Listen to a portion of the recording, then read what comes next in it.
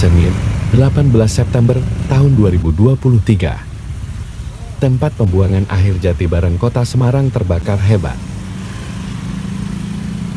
Bersama petugas kepolisian, saya mencoba masuk ke titik munculnya api. Lokasi itu ada di sisi barat tempat pembuangan sampah Jatibarang.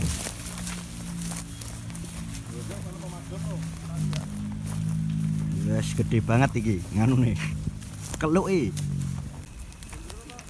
Di titik tersebut, si jago merah sudah melalap sebagian gunungan sampah. Saat itu, angin berhembus cukup kencang. Kondisi itu membuat api menjalar ke sisi timur tempat pembuangan sampah Jatibarang Kota Semarang.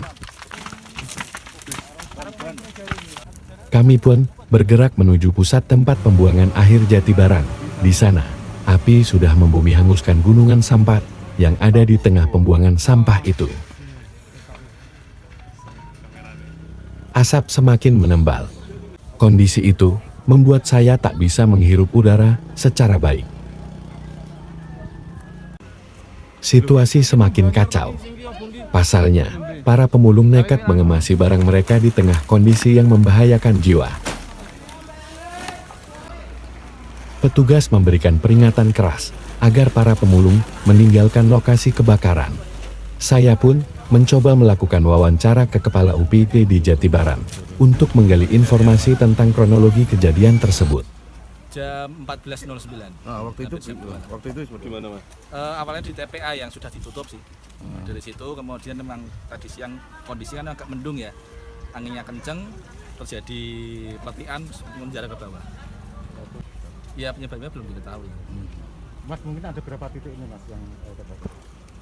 Total ya hanya satu titik, cuma menjalar saja. Ini kan pemadam kebakaran udah nyampe sini. Sedangkan ada truk kita juga, ada dari dibantu ASB, dari DPO juga truknya sudah pada ke sini juga. Maksudnya dilokalisir agar enggak? Iya, kita lokalisir juga. Saat itu, tim pemadam kebakaran berjibaku menjinakkan api yang melalap gunungan sampah. Hembusan angin yang cukup kencang membuat api semakin menjalar. Asap tebal semakin membumbung tinggi dan mengarah ke sisi timur. Hal tersebut tak menyurutkan langkah tim pemadam kebakaran untuk menjinakkan api.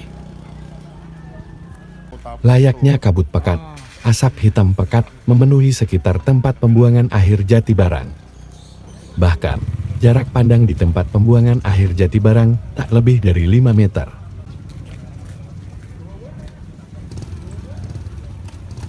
Enam unit mobil pemadam kebakaran dan puluhan anggota dikerahkan untuk memadamkan api. Kepala Pemadam Kebakaran Kota Semarang bahkan menginstruksikan agar anggotanya melakukan pergantian di lokasi kebakaran.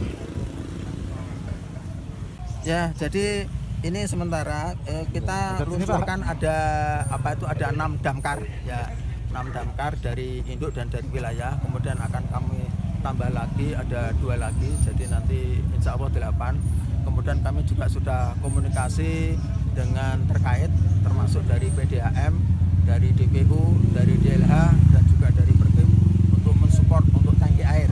Ya, sehingga dari pasukan yang ada ini kalau kehabisan air tidak perlu keluar dari lokasi, langsung nanti bisa disambung. Ya, memang mekanisme memang sebaiknya seperti itu. Kemudian untuk pergantian pasukan ini sebenarnya kan jam 3 ini ada pergantian pasukan. Itu pun kami minta pergantian ada di lokasi. Sehingga untuk armada tidak kembali ke tempat sampai dengan api bisa padam. Ya. Pak, dengan ketinggian sampah ini mungkin ada kendala? Yang pertama kendalanya itu memang topografi ya, topografi. Kemudian yang kedua ini di posisi puncak itu biasanya angin lebih kencang daripada di posisi bawah. Ya, apalagi ini juga masih suasana masih suasana cuaca yang kering ya, yang kering. Jadi itu yang cukup memicu untuk terjadinya suatu kebakaran. Pak, untuk aktivitas keluar masuk sampah ini berarti sudah ditutup sementara? Ya, ini sementara kami minta kepada Kepala DLH untuk mengcancel sementara karena jangan sampai nanti aktivitas kami terganggu. Ya, di satu sisi, kemudian di satu sisi lagi ya ini untuk antisipasi untuk di lokasi kalau nanti ada truk-truk masuk kemudian ada bongkar sampah. Nah, ini tentunya juga akan menjadi satu kendala bagi kami termasuk di lokasi ini ada beberapa sapi. Ini kami juga berharap untuk bisa keluar dari lokasi sehingga untuk upaya pemadaman ini bisa lebih intensif.